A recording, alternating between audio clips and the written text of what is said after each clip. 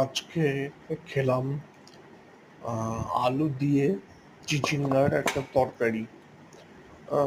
খেতে হয়েছিল বেশ ভালো।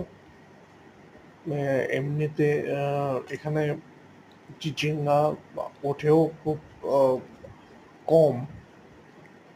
বিশেষ করে এই আহ, যখন গরমটা চলে গিয়ে বর্ষাটা নামে, তখনই একটু 1 মাস 1.5 মাস মতো ভালো মতো পাওয়া যায়, নাহলে পাওয়া যায় না।